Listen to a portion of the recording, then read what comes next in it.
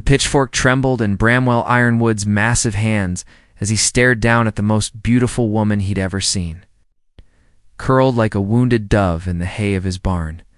Her chestnut hair spilled across the golden straw like silk, and even in sleep, her face bore the exhaustion of someone who'd been running from something terrible, at 6 feet 8 inches and built like a mountain. Bramwell had learned long ago that his size made people uncomfortable. Women especially crossed the street when they saw him coming, clutching their children closer and whispering about the gentle giant who lived alone on the edge of Willowbrook Valley. But this woman, this stranger who'd somehow found her way into his sanctuary, looked peaceful despite her obvious desperation. A carpetbag sat beside her, its contents spilled across the barn floor. Worn books, a teacher's certificate bearing the name Miss Cordelia Nightingale, and a photograph of a younger version of herself standing before a one-room schoolhouse. The certificate was dated just 2 months ago, but it was torn nearly in half, as if someone had tried to destroy it. Bramwell set down the pitchfork and knelt beside her, his calloused fingers hovering inches from her shoulder. He'd been coming to feed the horses when he'd found her, and something about the sight had stopped his heart cold. Not fear, he'd stopped feeling afraid of anything years ago, when the war had taken everything that mattered to him. No, this was something else entirely, something that felt dangerously close to hope. "Miss," he said softly, his voice barely above a whisper despite its natural rumble. "Miss, you need to wake up." Cordelia's eyes fluttered open, the palest green he'd ever seen, like sea glass caught in sunlight. For a moment she stared up at him without comprehension. Then reality crashed back and she scrambled backward into the hay, her hand flying too. "Her throat, please," she gasped. "I'm sorry. I'll leave. I just need it easy now," Bramwell said, raising his hands to show he meant no harm. "You're safe here. Nobody's going to hurt you." But even as he spoke, he could see the fear in her eyes wasn't directed at him specifically. It was deeper than that, the kind of bone-deep terror that came from being hunted.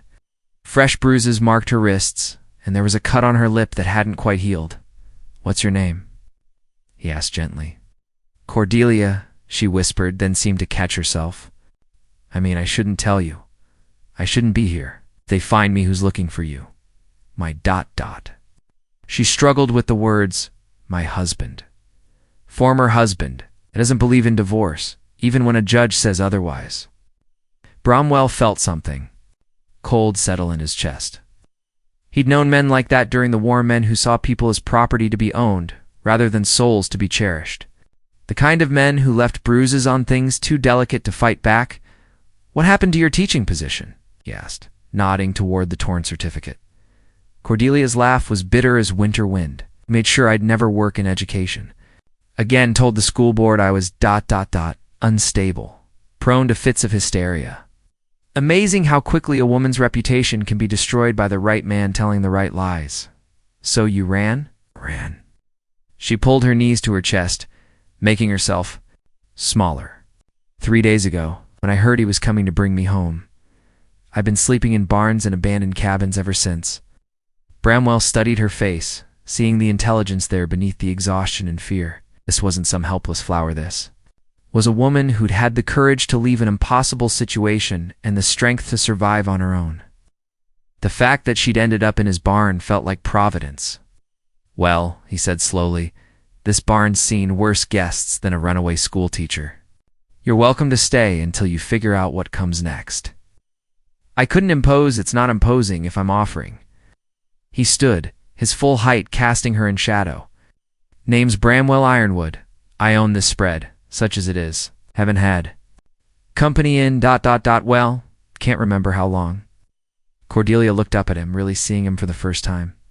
Past the intimidating size, past the scars that marked his hands and face, she saw something that made her breath catch genuine kindness, the kind that had become so rare in her experience that she'd almost forgotten what it looked like. "Why?" she asked simply. Bramwell was quiet for a long moment, remembering the years of solitude, the way he'd slowly stopped believing that life held anything worth hoping for. Then he looked down at this brave, broken woman who'd stumbled into his world like an answer to a prayer he'd stopped believing anyone was listening to.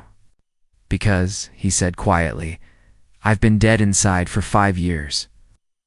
And something about finding you here makes me remember what it felt like to be alive. 3 days passed like a gentle fever dream. Bramwell found himself inventing reasons to check on the barn, to bring Cordelia fresh milk and warm bread, to ensure she had enough blankets against the October chill. She'd fashioned a small living space in the empty horse stall, arranging her few possessions with the precise care of someone accustomed to making the best of limited resources. During the daylight hours, when he worked his fields and tended his cattle, she helped without being asked. He'd find her collecting eggs from his chickens, mending tears in his work shirts with stitches so small they were nearly invisible, organizing his chaotic tool shed with the methodical efficiency of a born teacher. You don't have to work for your keep, he told her on the third evening. Finding her scrubbing his kitchen floor with determined intensity. I can't just take charity, she replied without looking up. I've been on my own long enough to know that everything has a price. What if I don't want payment?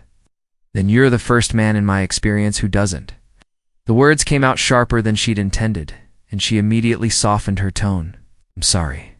I didn't mean you meant exactly what you said, Bramwell said, settling his massive frame into a chair that creaked ominously under his weight. And you're probably right to be cautious. I'm not most men. Cordelia sat back on her heels, studying his face in the lamplight. No, you're not. I've been trying to figure you out, Bramwell Ironwood. A man your size living alone, being kind to strange women who trespass in his barn. It doesn't fit any pattern I know. What patterns do you know? Cruelty disguised as protection, kindness that comes with expectations, strength that demands submission. She wrung out her scrub rag with unnecessary force. Men who smile while they break things they claim to love. Bramwell was quiet for a long moment, understanding. Flooding through him, your husband, former husband, she corrected automatically, though he'd dispute that point rather violently if he knew where I was. What was he like? Before he became the kind of man you had to run from? Cordelia's hands stilled. It was the first time anyone had asked her that question, not what he'd done to her, but who he'd been when she'd foolishly believed love could conquer anything. Charming, she said finally. Convincing. He had a way of making you feel like you were the most important person in the world. Right up until you married him and discovered you were just another possession to be managed. She stood, smoothing her skirts with hands that trembled slightly. He was a banker, respected in the community. When I told people what he was really like behind closed doors, they looked at me like I was the problem. That's why you became a teacher. Independence, she said simply. My own money, my own purpose. Something that belonged to me. Her voice turned bitter until he made sure I lost that too. Bramwell rose from his chair, moving to the window that overlooked his modest spread. 50 acres of decent grazing land, a small herd of cattle, a vegetable garden that provided most of his food. It wasn't much, but it was his, earned with blood and sweat, and the kind of backbreaking work that kept the nightmares at bay. I came back from the war to find my family dead, he said without turning around. Cholera took my parents and both my brothers while I was fighting in Virginia. Fiancé married my best friend before I even made it home. He touched the glass with one finger, leaving a smudge. Spent the next 5 years thinking God had played some kind of cosmic joke on me. Let me live through hell just to come home. To nothing. And now I'm thinking maybe I lived through hell so I'd be here when you needed a safe place to land. The words hung between them like a bridge neither was quite ready to cross. Cordelia felt something stirring in her chest that she'd thought. Her husband had killed forever, the possibility that kindness could exist without conditions. That strength could be used to protect rather than dominate. Bramwell, she said softly, what exactly are you offering me? He turned from the window, and she saw something in his dark eyes that made her breath catch. Not the predatory hunger she'd learned to fear, but something warmer and infinitely more dangerous genuine care. Place to stay, he said carefully. Work, if you want it. The schoolhouse in town's been empty since old Miss Patterson died last spring. Town council's been looking for a teacher, but nobody wants to come out to the middle of nowhere for what they're paying. And if my husband finds me, then he'll have to go through me to get to you. The simple certainty in his voice made it sound like a fact of nature rather than a threat. I'm done standing by while good things get destroyed. Cordelia felt tears threatening, and blinked them back furiously. She'd cried enough tears over broken promises and shattered dreams. But this felt different. Not a promise that was too good to be true, but an offer that was exactly as honest as it appeared. "Why?" she whispered, echoing her question from 3 days ago. This time, Bramwell's answer was different. "Because some people are worth saving. Because maybe if I help save you, I'll figure out how to save myself too." The Willowbrook Valley. Schoolhouse sat at the end of a dusty road like a forgotten prayer, its white paint peeling and windows clouded with neglect. Cordelia stood before it with her carpet bag in one hand and Bramwell's letter of recommendation in the other, watching the morning sun paint the building gold. "Needs work," Bramwell said from beside her, his massive frame making the small building look even more fragile. "But the bones are sound. Foundation solid." "Like most things worth saving," Cordelia replied, running her fingers along the weathered doorframe. Inside, dust motes danced in shafts of sunlight that revealed rows of empty desks and a black board that hadn't seen chalk in months.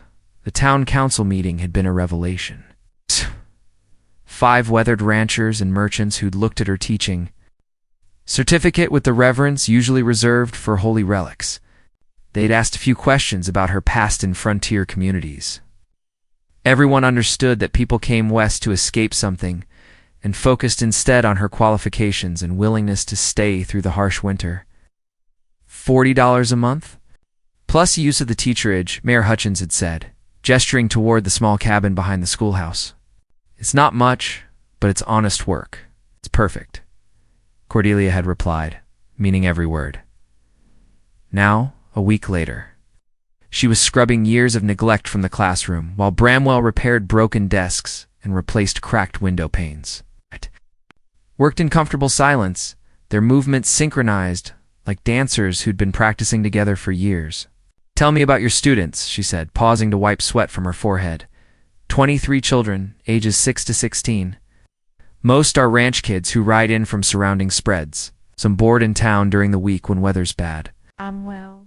Tested the stability of a desk he'd just repaired.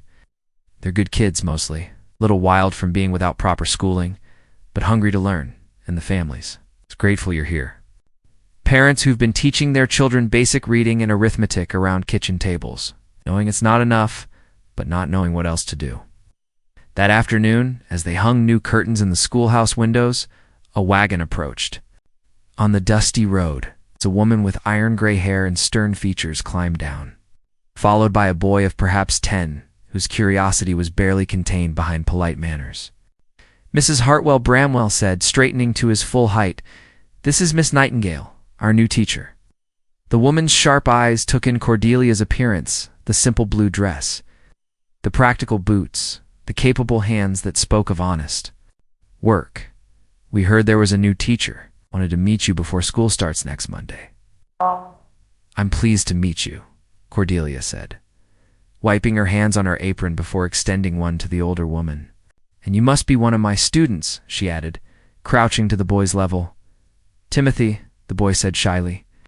"Ma says you're from back east. Is it true they have schools with hundreds of children?" "Some do," Cordelia replied seriously.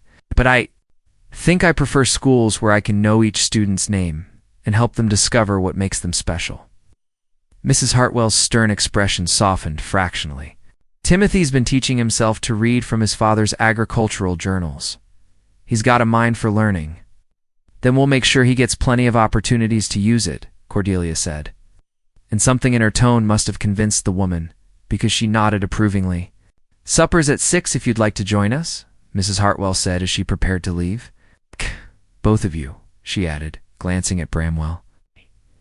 It's time this community got to know its new teacher properly. As the wagon disappeared down the road, Cordelia felt a familiar flutter of nervousness in her stomach. What if they don't like me? What if I can't live up to their expectations? "Impossible," Bramwell said with quiet certainty. "You're exactly what this place needs. How can you be so sure? Because I've watched you work for a week, seen how you handle problems, how you care about details, how you never give up even when things seem impossible." He gestured toward the transformed schoolroom. A week ago, this place was a ruin, It looks like somewhere children would want to learn." Cordelia looked around at their handiwork, clean floors, repaired desks, fresh curtains, framing sparkling windows. Books she'd ordered from her own meager savings lined newly built shelves, and colorful maps covered walls that had been bare and depressing just days before. "We did this together," she said. "Yes," Bramwell agreed. "We did." The simple acknowledgement carried weight that neither was quite ready to examine. They'd become a team without discussing it, partners in the shared goal of creating something meaningful from abandonment and neglect. That evening, as they walked back to Bramwell's ranch in the dying light, Cordelia felt something she hadn't experienced since her disastrous marriage ended: genuine contentment. Not the desperate happiness of someone trying to convince themselves things were fine, but the quiet satisfaction of meaningful work done alongside someone who understood its value. "Bramwell," she said as they reached his front porch, "thank you for everything, for giving me a chance when I had nowhere else to go." "Thank you," he replied, "for giving me something to look forward to again." Neither of them spoke of the way her hand had lingered on his arm, or how his eyes had followed her movements throughout the day with something deeper than casual interest. Some conversations were better had with actions than words, and both of them were patient enough to let this new thing between them grow at its own pace. But as Cordelia settled into her bed in the teacherage that night, she found herself thinking not about the classroom waiting for her tomorrow, but about the gentle giant who'd made it all possible, and wondering if maybe, just maybe, they were both ready to start believing in second chances. Monday morning arrived with the crisp promise of autumn and the sound of horses' hooves on the hard-packed road. Cordelia stood in the doorway of the schoolhouse, watching her students arrive, some on horseback, others in wagons driven by older siblings. Few walking from homes close enough to town, 20-3 children, just as Bramwell had promised. Their ages ranged from little Susanna Morse, barely 6 and missing her front teeth, to Jake Morrison, 16 and clearly uncomfortable being back in a classroom after years of ranch work. But all of them shared the same expression of cautious curiosity as they filed past her into the schoolroom. "Good morning," Cordelia said once they'd settled into their desks. "My name is Miss Nightingale, and I'm very pleased to meet all of you." A hand shot up Timothy Hartwell, eager and bright-eyed. "It's Miss Nightingale. Is it true you taught in a big city school back east?" "I did," she said carefully, "but I discovered that the most important teaching happens in places like this, where every student matters and everyone knows everyone else." Another hand, this one belonging to a girl of perhaps 12, with braids so blonde they were almost white. "My mama says you're not married. Why don't you have a husband, Evangeline?" hissed an older girl, clearly her sister, but Cordelia just smiled. "Because I believe a woman should choose her own path in life, just like men do. Some women choose to be wives and mothers, and that's wonderful. I chose to be a teacher." Little Susanna asked, her lisp making the words endearingly earnest. "Someday, perhaps," Cordelia said. "But for now, I get to help all of you grow and learn, which feels very much like being a mother to 23 remarkable children." The morning flew by as she assessed their abilities and got to know their personalities. Timothy was as advanced as his mother had claimed, already reading at a level well beyond his years. The Morrison siblings, Jake, Ruth, and little Pete, had been taught the basics by their father, but were hungry for more structured learning. Evangeline Porter had a gift for mathematics that impressed even Cordelia, while her older sister Mary showed promise as a natural leader. By lunchtime, any nervousness Cordelia had felt was replaced by the familiar joy of connecting with young minds. This was what she'd been born to do, and these children needed her in a way that felt both humbling and energizing. "Miss Nightingale." Jake Morrison lingered as the other students filed outside for their noon meal. "I wanted to apologize for being here. I know I'm too old for school. Papa says I need to learn proper reading and writing if I'm going to help run the ranch someday." "You have nothing to apologize for," Cordelia said firmly. "Learning has no age limit, Jake. Some of the most successful men I've known continued their education well into their 30s and 40s. Really? Really? In fact, I was hoping you might help me with some of the younger students. Being closer to their age, You might be able to explain things in ways they'd understand better than if they came from me." The boy's face lit up with pride. "I'd like that, Miss Nightingale. I'd like that a lot." After lunch, as the students worked on writing exercises, Cordelia noticed a commotion outside. Through the window, she could see a fancy carriage approaching, far too elegant for a farming community like Willowbrook Valley. Her blood turned to ice when she recognized the man stepping down from the driver's seat. Beauregard Ashworth. Her former husband, looking exactly as she remembered, handsome in a cold, calculated way, with pale blue eyes that missed nothing, and a smile that never reached beyond his lips. He'd found her. "Children," she said, her voice remarkably steady despite the panic racing through her veins. "Please continue with your writing. I need to step outside for a moment." Jake Morrison looked up from his slate, immediately sensing trouble. "Miss Nightingale? Is everything all right?" "Everything's fine," she lied, moving toward the door on legs that felt like water. "I'll be right back." Beauregard was waiting for her on the schoolhouse steps, impeccably dressed despite the long journey from Kansas City. His gaze swept over her simple teaching dress and practical boots with obvious disdain. "Cordelia," he said, his voice carrying the same smooth authority that had once convinced her he was everything she wanted in a husband. "You've led me quite a chase, my dear." "The chase is over," she replied, lifting her chin with more courage than she felt. "I'm not going anywhere with you, Beauregard. I'm afraid you are." He pulled a folded document from his coat pocket. "A court order signed by Judge Fitzgerald himself. It seems your emotional instability has made it necessary for you to return to proper medical supervision." Cordelia's hands shook as she read the official-looking paper. It claimed she was suffering from hysteria and female weakness, making her unfit to work or live independently. The signature looked genuine. She knew Beauregard had connections that could make even fraudulent documents appear legitimate. "This is fake," she said, but her voice lacked conviction. "Is it? Are you willing to bet your freedom on that assumption?"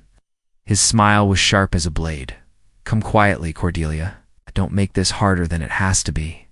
Behind her, she could hear the soft scrape of chairs and whispered voices as her students became aware that something was wrong. The thought of them witnessing her humiliation of losing the life she'd just begun to build made her feel sick. "Need to get my things," she said quietly. "Of course, I'll wait right here." But as Cordelia turned toward the schoolhouse, she saw something that made her heart leap with desperate hope. Bramwell's massive figure was approaching from the direction of his ranch, moving with the purposeful stride of a man who'd seen trouble from a distance and was coming to investigate, when his dark eyes found hers across the schoolyard. She saw understanding flash between them. Help was coming. She just had to hold on long enough for it to arrive. Bramwell took in the scene with the tactical awareness he'd learned during the War of the Fancy Carriage. The well-dressed stranger with predatory eyes, and most importantly, the fear barely concealed on Cordelia's face. He'd been mending fence when one of the Morrison boys had ridden over to tell him there was a city man at the schoolhouse, asking questions about the new teacher. "Afternoon," Bramwell said pleasantly, though his tone carried an undertone of steel that made Beauregard reassess the situation. The stranger was smaller than Bramwell by at least 6 inches and 50 pounds, but he carried himself with the arrogance of a man accustomed to using wealth and social position as weapons. "And you are?" Beauregard asked, his pale eyes taking in Bramwell's work, clothes and calloused hands with obvious disdain. "Bramwell Ironwood. I own the spread next to the schoolhouse." He looked directly at Cordelia. "Everything all right here, Miss Nightingale?" "This gentleman claims to be my former husband," she said carefully. "He has papers that he says require me to return with him to Kansas City." "Former husband." Bramwell's gaze shifted to Beauregard with new interest. "That's interesting phrasing." "There was no divorce," Beauregard said smoothly. "My wife experienced a temporary breakdown, that required medical intervention. Now that she's recovered somewhat, it's time for her to come home where she can receive proper care." "Funny thing about that," Bramwell said, pulling a folded telegram from his shirt pocket. "I sent some inquiries to Kansas City after Cordelia mentioned her situation. Seems Judge Hartman, not Fitzgerald, granted a legal divorce 3 months ago on grounds of cruelty and abandonment. Public record." Beauregard's confident expression flickered for just a moment before reasserting itself. You must be mistaken. I have official documentation you have forgeries, Bramwell said bluntly. Good ones I'll grant you, but forgeries nonetheless. The real question is whether you want to leave quietly or wait for the territorial marshal to sort this out. You're bluffing. But uncertainty had crept into Beauregard's voice. Bramwell gestured toward the schoolhouse, where several concerned faces peered out the windows. 23 children just watched you try to intimidate their teacher. With fake legal papers, parents aren't going to appreciate that. This is a tight-knit community, Mr. Ashworth. We protect our own. She's not yours to protect, Beauregard snapped, his careful facade finally cracking. She's mine. I own her. Nobody owns anybody, Bramwell said quietly. But there was something in his tone that made the smaller man take an involuntary step backward. If you ever come near her again, you'll learn exactly what kind of protection a woman gets when she's under my care. For a moment, violence hung in the air between them like smoke. Beauregard's hand moved toward his coat, but he froze when he saw the way Bramwell was watching him with the patient stillness of a man who'd killed before and wouldn't hesitate to do it again if necessary. This isn't over, Beauregard said, finally backing toward his carriage. Yes, it is, Cordelia said, speaking for the first time since Bramwell's arrival. Her voice was steady now, strengthened by the knowledge that she wasn't facing this alone.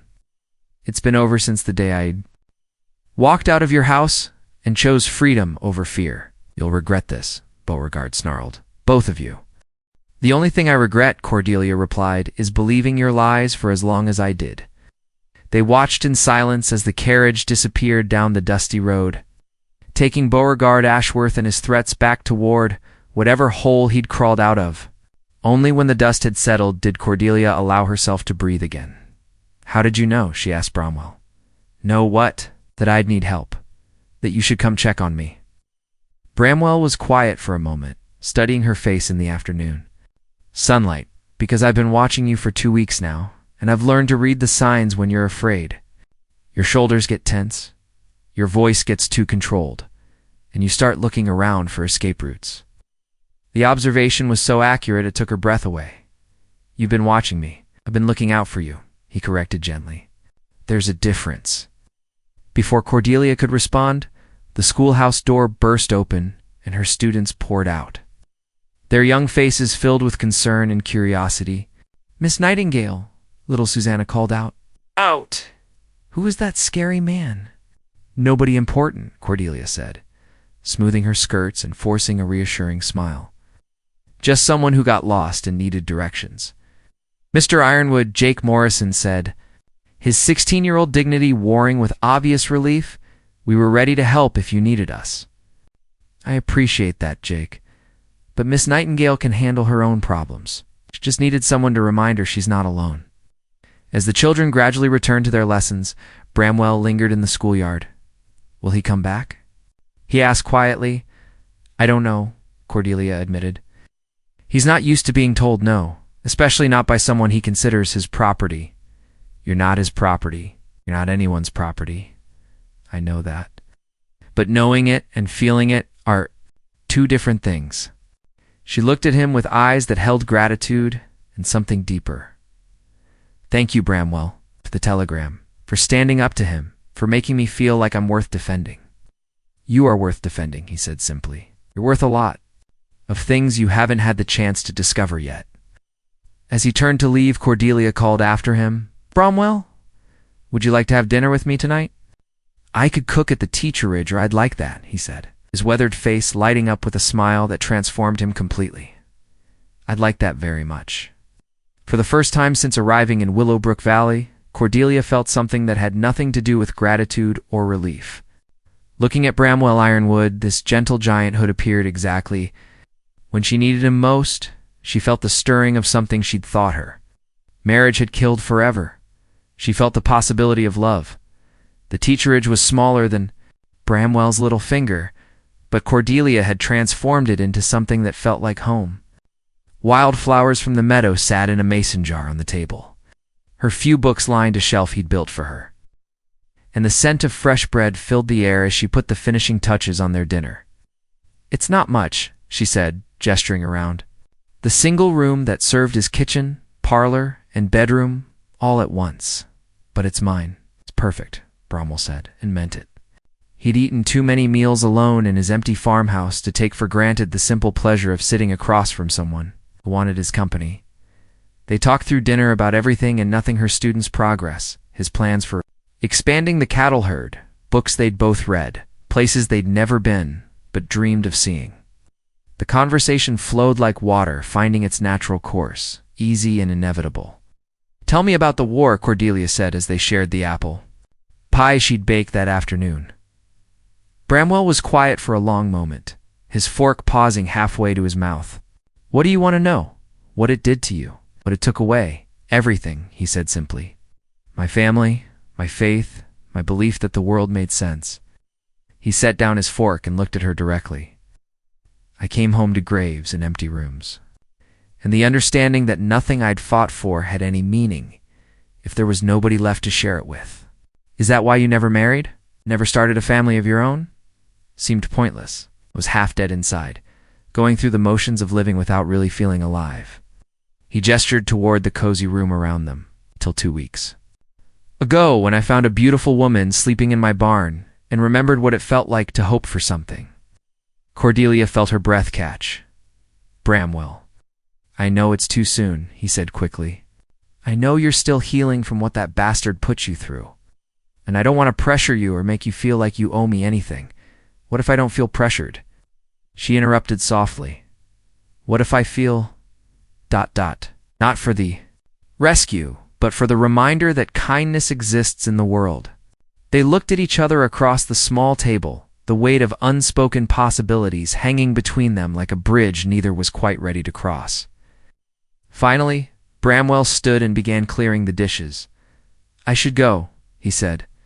"Let you get some rest before tomorrow's lessons," Cordelia said, rising to help him. "You could stay, just to talk." "I sleep better when I'm not alone with my thoughts, Cordelia. I'm not asking you to compromise my reputation or your honor," she said quickly. "Just ... stay. Sit by the fire and tell me more stories about this valley, about the people who've chosen to make their lives here." So he stayed, and they sat by her small fireplace talking until the logs burned down to embers. Ow.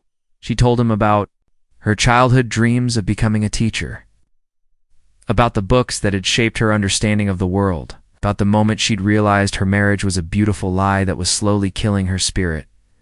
He told her about his brothers, lost to disease, while he fought a war that seemed increasingly meaningless with each passing year, about coming home to find his fiancée wearing another man's ring and looking at him like he was a stranger, about the years of isolation that had followed, when he'd convinced himself that being alone was safer than risking that kind of loss. Again, "But you're not alone anymore," Cordelia said, as the fire died down to glowing coals. "Neither are you." When he finally rose to leave, she walked him to the door, their hands brushing as she handed him his hat. The simple contact sent electricity racing up her arm, and she saw his pupils dilate in response. "Cordelia," he said quietly, his voice rough with barely restrained longing. "I know," she whispered. "I feel it too." Cupped her face in his large hands, his thumbs tracing the line of her cheekbones with reverent gentleness. "I don't want to hurt you. I don't want to rush you or make you feel like this is expected." She silenced him by rising on her tiptoes and pressing her lips to his, a kiss that was soft and sweet and full of promise. When they finally broke apart, both were breathing hard. "Good night, Bramwell," she said, her voice barely above a whisper. "Good night, Cordelia." But as he walked back to his ranch under the star-filled sky, neither of them was thinking about sleeping. Both were thinking about the way the kiss had felt like coming home. It's like finding the missing piece of themselves they hadn't even known was lost. And in the teacherage, as Cordelia prepared for bed, she found herself humming for the first time. In years a melody her mother used to sing, one that spoke of hope and new beginnings and the kind of love that healed old wounds. The sound drifted out through her open window and across the valley, where Bramwell heard it as he sat on his porch, smoking his pipe and thinking about the way her lips had felt against his. For the first time since the war, he found himself believing that maybe, just maybe, the best parts of his life were still ahead of him. Winter came early to Willowbrook Valley that year, blanketing the schoolhouse and surrounding farms in pristine white that transformed the landscape into something magical. Cordelia had been teaching for 3 months, and her students had become the center of her world. Bright, eager faces that greeted her each morning with the kind of enthusiasm made even the coldest days feel warm. But it was Bramwell who made her heart sing. Their courtship had been slow and careful, built on shared dinners and long conversations. On the way he fixed things around the schoolhouse without being asked, and the way she mended his clothes with the same attention she gave her students lessons. They were building something precious together, something that felt as solid and enduring as the mountains surrounding their valley. On the morning that would change everything, Cordelia arrived at the schoolhouse to find a letter waiting on her desk. Her name was written in an elegant script she didn't recognize, and the return address made her blood run cold. Mrs. Beauregard Ashworth, Kansas City, Missouri. With trembling fingers, she opened the envelope and read, "Dear Miss Nightingale, though we both know that's not your legal name, my husband has asked me to write this letter as one woman to another. Beauregard has told me everything about your difficulties, and while I sympathize with whatever led you to abandon your marriage vows, I felt you should know that your actions have consequences beyond your own life. Our son, your stepson, though you chose to leave him behind, has been asking when his mother is coming home. How do I explain to a 6-year-old boy that the woman he loved has decided he's not worth staying for? Beauregard is prepared to forgive your transgressions if you return by Christmas. The boy needs his mother, and despite everything, you're the only mother he's ever known. I hope your conscience will guide you to make the right choice. Sincerely, Mrs. Victoria Ashworth. The letter fluttered from Cordelia's numb fingers as memories crashed over her like a dam breaking. Little Thomas, with his father's pale blue eyes and his mother's gentle heart, the child she'd helped raise from infancy, who'd called her Mama Cordy and crawled into her lap when nightmares woke him. The boy she'd been forced to leave behind when escaping became a matter of survival. She'd told herself he was better off without her, that Beauregard would hire a proper nanny, that a child so young would forget her quickly. A different picture, one of a little boy who still waited for the only mother he'd ever known to come home. Miss Nightingale? Timothy Hartwell's voice seemed to come from very far away. Are you all right? You look pale. Cordelia looked around to find her students staring at her with concern, their morning lessons forgotten in the face of her obvious distress. She forced a smile and picked up the letter, folding it carefully. I'm fine, children. Just some news from home that surprised me. She moved to the blackboard with mechanical precision. Let's begin with arithmetic this morning. Timothy, would you please write yesterday's problems on the board? But as her students worked through their lessons, Cordelia's mind was hundreds of miles away, with a little boy who probably still slept with the rag doll she'd sewn for him and wondered why his mama had left without saying goodbye. When lunchtime came, she stepped outside to find Bromwell waiting by the school steps, his weather-beaten face creased with worry. Mrs. Hartwell sent word that you seemed upset this morning, he said without preamble. What's wrong? Wordlessly, Cordelia handed him the letter. She watched his face as he read, saw the way his jaw tightened, and his eyes went hard with understanding. Manipulation, he said finally. This woman, this Mrs. Ashworth, she's probably another of his victims, writing what he told her to write. Maybe, Cordelia said quietly, but Thomas is real. And he did love me, and I did leave him, because you had no choice. Did I? She wrapped her arms around herself against the cold wind. Or did I take the easy way out, choose my own freedom over a child who needed me? Bramwell was quiet for a long moment, studying her face. What are you thinking, Cordelia? I'm thinking that I'm not the only one who's been running from something. She looked at him with eyes full of pain and possibility. What if we stopped running? What if we faced this together? What are you asking? I'm asking if you'd be willing to go to Kansas City with me, not to stay, but to see Thomas, to make sure he's all right, too. Let's bring him back with us if that's what's best for him. Bramwell felt something shift in his chest, a door opening onto a future he'd never dared imagine. You want to bring the boy here? Raise him as our own. I want to do what's right for him. I want to do it with a man who understands that family isn't always about blood. Sometimes it's about choice, about love, about being willing to fight for the people who matter. Cordelia, he said softly, are you asking me to marry you? I'm asking you to build a life with me? To help me become the kind of woman who doesn't run from hard choices, who fights for the people she loves? She took his massive hands in her, smaller ones. I'm asking you to help me save a little boy who needs a mother and father, who will put his happiness before their own. Bromwell looked down at this brave, complicated woman who'd stumbled into his barn and changed his entire world. 3 months ago, he'd been a man without purpose, going through the motions of living without really being alive. Now she was offering him something he'd thought was lost forever, a chance to be part of a family, to matter to people who would notice if he was gone. When do we leave? He asked. You'll come with me, Cordelia? Nightingale, he said, lifting her hands to his lips and pressing a gentle kiss to her knuckles. I'd follow you to hell if you asked me to. Kansas City doesn't scare me nearly as much as the thought of losing you does. 3 days later, they stood together on the platform of the Willowbrook Valley train station, her carpet bag in one hand and his strong arm around her shoulders. The whole town had turned out to see them off, with promises to keep the school running until they returned, and enough well wishes to fuel a dozen journeys. Ready? Bramwell asked, as the train whistle echoed across the valley. No, Cordelia said honestly, but ready doesn't matter when you're doing the right thing.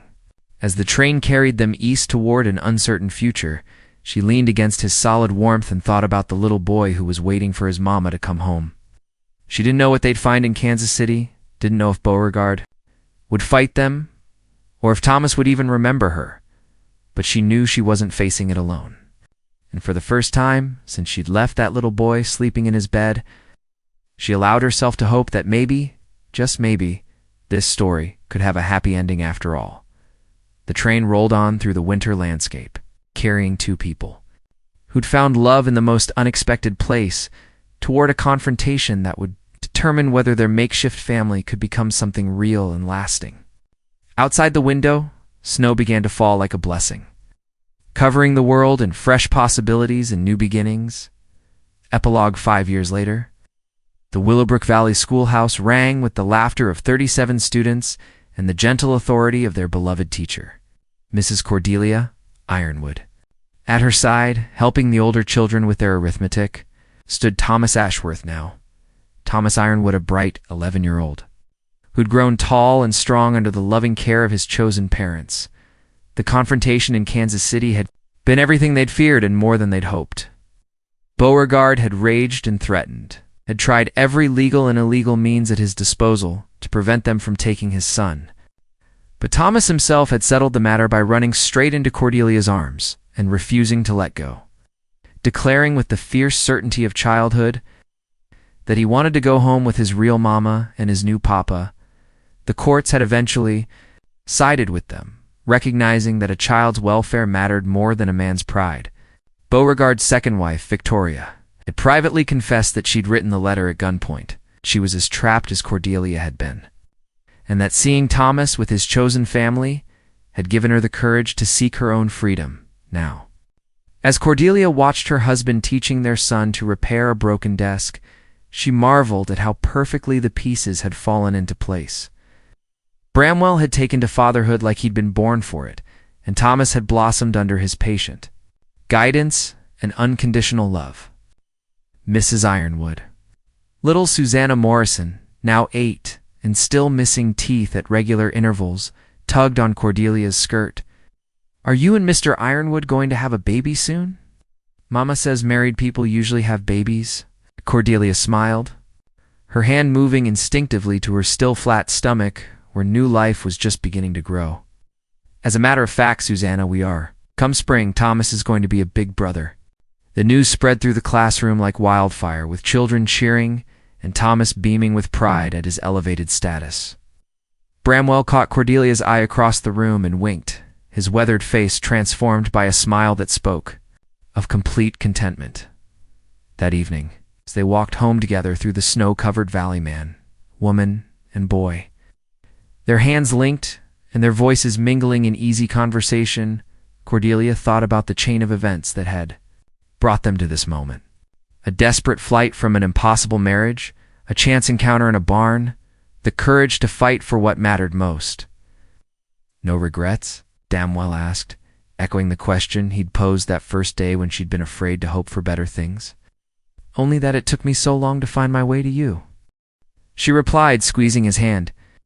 And I found reason to live, Thomas added, grinning up at them both, when I found out I was getting the best family in the whole world. As they reached their farmhouse, expanded now to accommodate their growing family, Cordelia looked back at the schoolhouse where it all began, then forward to the future, stretching bright and endless before them.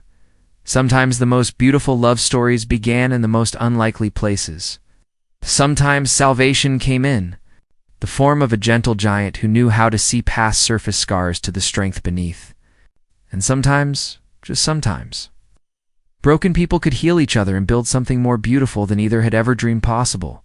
In the barn where it all started, a lantern still burned each night, not for lost travelers this time, but as a beacon of the love that had grown from the seeds of that first desperate refuge into something that would last for generations to come.